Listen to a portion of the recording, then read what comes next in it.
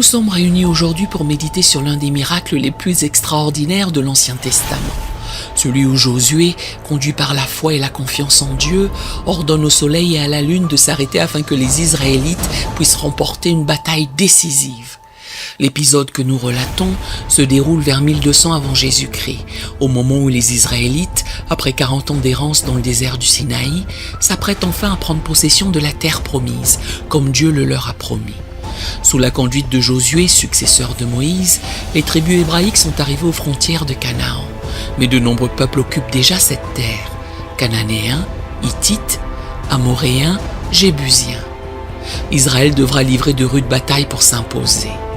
Parmi les cités cananéennes, la ville de Gabaon se distingue par sa puissance. Ses habitants, conscients du danger, ourdissent alors une ruse. Se faisant passer pour un peuple lointain, ils trompent Josué et lui font signer un traité de paix. Furieux d'apprendre la supercherie, le chef hébreu décide de néanmoins respecter le pacte conclu. Les Gabaonites deviennent ainsi les alliés d'Israël. Ce qui n'est pas du goût des autres rois amoréens qui forment une alliance pour châtier la cité renégate. C'est alors que Gabaon appelle Josué à la rescousse. Le sort en est jeté. Une bataille décisive s'annonce dans laquelle le peuple élu devra imposer sa suprématie sur Canaan. Faisons une pause ici et évaluons la supériorité numérique des armées ennemies par rapport à Israël. Ce jour-là, alors que Josué et son armée arrivent pour secourir la ville de Gabaon, la situation est des plus précaires pour le peuple d'Israël. En effet, il fait face à une coalition de 5 puissants rois amoréens déterminés à mater la cité qui a pactisé avec les Hébreux. Les textes bibliques nous apprennent, Josué chapitre 10 en particulier, que les rois de Jérusalem, d'Hébron, de Jarmuth, de Lakhis et d'Églon se sont ligués contre Gabaon. Leurs forces réunies forment une imposante armée qui compte de nombreux soldats aguerris ainsi que des chars et des chevaux, atout militaire majeur pour l'époque. De leur côté, Josué et les guerriers israélites sortent tout juste de plusieurs décennies d'errance dans le désert. Ils manquent d'expérience dans l'art de la guerre sédentaire qui se pratique en Canaan. Par ailleurs, n'étant pas équipés de chars, ils se retrouvent en position d'infériorité flagrante sur ce terrain difficile. On estime que l'armée d'Israël ne devait pas excéder 20 000 hommes, tandis que les troupes amoréennes étaient sans doute 2 à 3 fois supérieures en nombre. De plus, les soldats hébreux étaient à pied, alors que les bataillons ennemis disposaient de centaines de chars, machines de guerre redoutables à l'époque. Les rois amoréens avaient également choisi un site offrant un avantage tactique déterminant: la vallée d'Ajalon, passage étroit propice aux embuscades et difficile d'accès pour une armée à pied. Tout était en place pour un désastre militaire complet d'Israël. Cependant, malgré cette immense infériorité numérique et stratégique, les Israélites ne tremblent pas car leur confiance réside dans la force de l'Éternel plutôt que dans la multitude des soldats ou des chars. Sous la conduite de Josué, ils s'avancent audacieusement, assurés que leur Dieu combattra pour eux s'ils restent fidèles. C'est pourquoi, acculé militairement, Josué n'hésite pas à implorer l'intervention divine par un miracle cosmique. Levant les yeux au ciel, il implore au chapitre 10, versets 12 à 14. « Soleil, arrête-toi sur Gabaon, et toi lune sur la vallée d'Ajalon. » Et le soleil s'arrêta, et la lune suspendit sa course, jusqu'à ce que la nation eût tiré vengeance de ses ennemis. Cela n'est-il pas écrit dans le livre du juste ? Le soleil s'arrêta au milieu du ciel et ne se hâta point de se coucher, presque tout un jour. Il n'y a point eu de jour comme celui-là, ni avant, ni après, où l'Éternel ait écouté la voix d'un homme, car l'Éternel combattait pour Israël. Contre toute attente logique, la prière est exaucée et c'est Israël qui remportera finalement une éclatante victoire.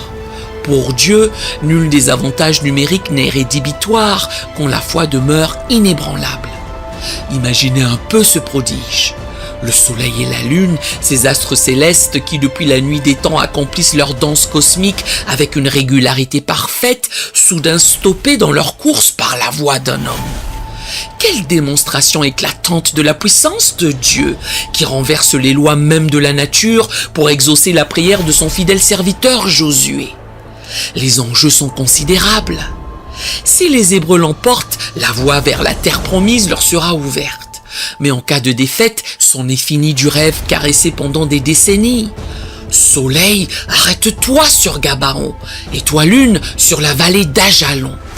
Et miracle, le soleil et la lune interrompent leur course à travers le firmament. La tradition juive interprète ce prodige comme un miracle cosmique, les astres célestes s'immobilisant réellement dans le ciel. Le soleil aurait même reculé pour prolonger le jour afin que la victoire soit complète. Quoi qu'il en soit, le résultat est là. Les ennemis d'Israël sont vaincus et le chemin du pays de Canaan s'ouvre aux Hébreux. Les conséquences de cette bataille sont décisives. La coalition des rois amoréens est brisée, ouvrant la voie à la conquête du pays de Canaan. Par cet éclatant miracle, Dieu confirme son soutien à son peuple élu. La nouvelle se répand comme une traînée de poudre, frappant les esprits. Désormais, la réputation du Dieu d'Israël précède les tribus hébraïques. Sur le plan astronomique, des explications rationnelles ont été avancées. Certains évoquent une éclipse solaire prolongée par un reflet de la lumière lunaire, d'autres un mirage ou une réfraction exceptionnelle des rayons du soleil. Mais aucune ne parvient à expliquer pleinement le phénomène. Quelle que soit la réalité physique du prodige, le récit biblique souligne avant tout le sens théologique. Par la prière de son serviteur, Dieu intervient et détourne les lois de la nature pour la victoire de son peuple. Une magnifique démonstration de puissance et d'amour qui préfigure, des siècles plus tard, le salut offert à tous en Jésus-Christ. L'épisode extraordinaire du soleil arrêté à la voix d'un homme nous pousse à nous interroger. Mais qui était donc ce Josué pour que l'Éternel exauce ainsi sa prière de manière aussi spectaculaire? Quelles étaient les qualités de sa relation avec Dieu qui lui valurent une telle intimité? La Bible nous livre de précieux enseignements sur la vie de cet homme qui marcha si étroitement avec son Seigneur. Josué est avant tout un modèle de fidélité qui accompagna Moïse au plus près tout au long de sa mission. Déjà, lors de l'Exode, Josué se distingue comme un vaillant guerrier conduit par une foi inébranlable. Rappelons-nous la bataille contre les Amalécites, lorsque Josué conduit les troupes au combat tandis que Moïse intercède les bras levés sur la montagne. Quelle complémentarité au service du peuple élu! Par la suite, Josué sera l'un des 12 éclaireurs envoyés pour explorer la terre promise. Et tandis que 10 d'entre eux y voient un pays impossible à conquérir, Josué fait preuve d'une confiance totale dans la puissance divine. Cet esprit de foi lui vaudra d'être choisi par Dieu pour mener son peuple à la conquête de Canaan. Même très âgé, la vigueur spirituelle de Josué ne faiblit pas. Avant de mourir, il déclare avec passion « Moi et ma maison, nous servirons l'Éternel » Josué 24, verset 15. Quel dévouement admirable, quelle vie consacrée sans réserve à son Dieu. Ainsi, au fil des années d'errance au désert, se forge entre Josué et l'Éternel une relation de confiance et d'intimité profonde. Le serviteur sait reconnaître la voix du maître qui lui parle. Et le Seigneur, lui, décèle en Josué un homme selon son cœur, à qui il peut confier de grandes responsabilités. Lorsque vient l'heure d'entrer en terre promise, c'est donc tout naturellement à Josué que Dieu confie la lourde tâche de conduire Israël en succession de Moïse. Le passage du flambeau s'opère en douceur, car Josué est prêt. L'Esprit repose sur lui pour mener le combat de la foi. Aussi, lorsque se présente la bataille décisive contre la coalition des rois amoréens, Josué n'hésite pas à s'en remettre directement à l'Éternel. Et sa prière audacieuse est exaucée parce que sa relation avec Dieu est empreinte d'une confiance absolue. Mes amis, puissions-nous marcher sur les traces de Josué et cultiver comme lui une communion profonde avec notre Seigneur. Une foi inébranlable qui sait voir les exploits que Dieu peut accomplir en nous et à travers nous. Alors, il nous utilisera pour de grandes choses et se rendra attentif à la voix de nos prières. Comme Josué, osant demander à notre Dieu de grandes victoires spirituelles, même si cela implique d'arrêter la course du soleil ou de déplacer des montagnes. Car rien n'est impossible à celui qui fit pleuvoir la manne au désert et qui arrêta le Jourdain. Avançons avec foi. Je vous invite à méditer sur les leçons que nous pouvons tirer de ce récit stupéfiant. Tout d'abord, il nous rappelle la toute-puissance de notre Dieu. Lui qui a créé l'univers et les astres peut également suspendre le cours à sa guise. Rien n'est impossible à l'Éternel, et ses desseins s'accomplissent parfois de manière surprenante, bousculant nos certitudes. Gardons toujours à l'esprit cette vérité. Dieu est maître de sa création. Ensuite, ce miracle souligne la force de la prière et de la foi. Josué ne tergiverse pas quand sonne l'heure de la bataille. Il s'en remet directement à Dieu par une prière ardente et il est exaucé au-delà de toute espérance. Quelle leçon pour nous! Dans l'adversité, sachons nous tourner vers le Seigneur avec confiance, car il écoute et répond aux supplications de ses enfants. Enfin, le signe accordé à Josué manifeste l'amour de Dieu pour son peuple.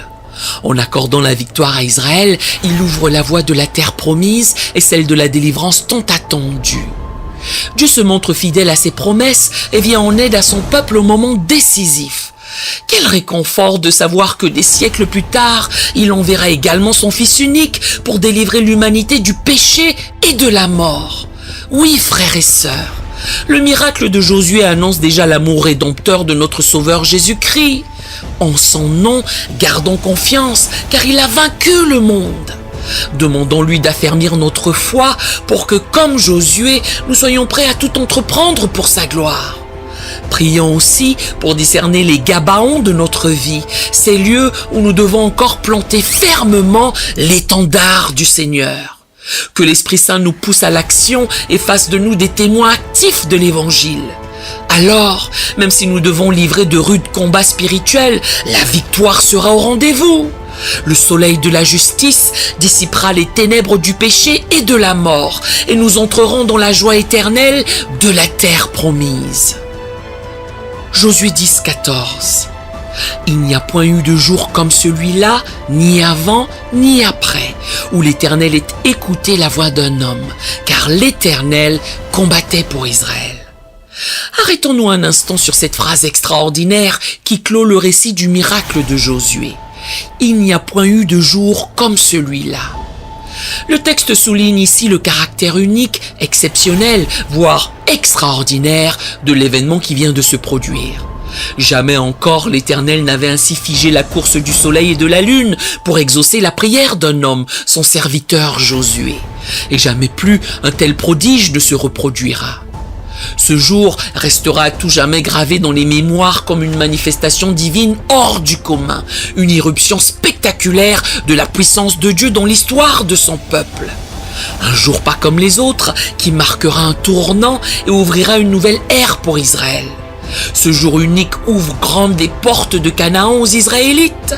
Il leur permet de vaincre une coalition ennemie redoutable. Il frappe les esprits et les cœurs d'un effet de terreur, confirmant que le Dieu d'Israël est bien le Dieu vivant et tout-puissant. Désormais, partout sur leur passage, la renommée du miracle accompli précédera les Hébreux, frappant les peuples de stupeur et de crainte. On comprend que dans la tradition juive, cet épisode revêt une importance capitale, au point d'être commémoré chaque année lors de la fête de Hanouka. Mais au-delà de son sens historique, ce récit possède une portée spirituelle et théologique immense. Il nous enseigne des vérités fondamentales sur Dieu et sur nos relations avec lui. Tout d'abord, il manifeste de façon éclatante la toute-puissance divine. Arrêter le soleil et la lune? Quel être humain sensé oserait même formuler une telle prière? Et pourtant, à la voix de Josué, le miracle se produit contre toute attente. Cette démonstration de pouvoir surnaturel proclame bien haut et fort que l'Éternel est maître de l'univers, lui qui en a créé toutes les lois. Rien ne lui est impossible, et parfois, dans l'histoire, il déploie sa force de manière spectaculaire pour révéler sa gloire. Louons ce Dieu grandiose. Mais ce récit nous enseigne aussi que notre Seigneur désire écouter et exaucer les prières de ses enfants. Quelle est cette intimité que Josué entretient avec son Dieu, au point de lui adresser une requête aussi audacieuse? Et quelle réponse magnifique il obtient! Soyons encouragés, mes amis. Soyons encouragés. L'Éternel se rend disponible à qui l'invoque avec foi. Il peut renverser des montagnes pourvu que nous les lui présentions avec confiance dans la prière. Lui seul connaît le jour et l'heure où une intervention divine s'avérera nécessaire dans notre vie. Restons vigilants. En outre, cet épisode révèle l'amour fidèle de Dieu pour son peuple élu. Au moment crucial où se joue son avenir, il vient en renfort et lui accorde la victoire.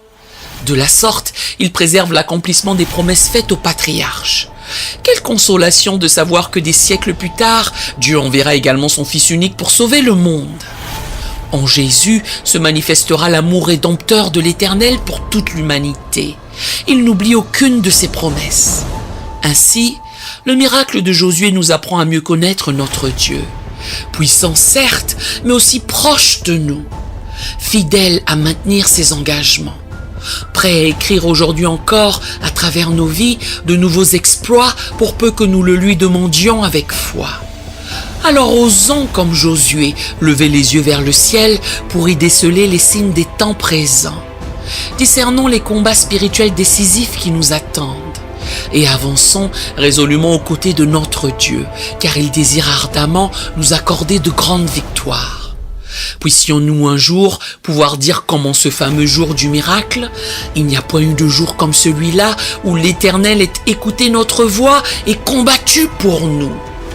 Tenons-nous prêts pour de tels jours de gloire et que viennent les soleils d'exploits spirituels stoppés dans leur course par notre Dieu Tout-Puissant. À lui la gloire. Amen.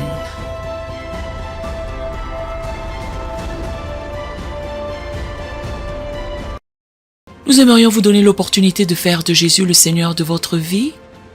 Voulez-vous bien prier avec moi? Dites Seigneur Jésus, je me repens de mes péchés. Viens dans mon cœur. Je fais de toi mon Seigneur et Sauveur. Et merci Seigneur pour le baptême du Saint-Esprit en moi. Dans le nom de Jésus. Par cette simple prière, nous croyons que le Saint-Esprit vous conduit sur le chemin de la nouvelle naissance. Allez dans une bonne église qui est basée sur la Bible, donnez à Dieu la première place. Nous espérons de tout cœur que ce message vous encouragera. Si vous connaissez quelqu'un qui puisse être encouragé, s'il vous plaît, envoyez-le lui. Édifions le corps de Christ ensemble. Nous publions régulièrement des messages, des shorts et des prières.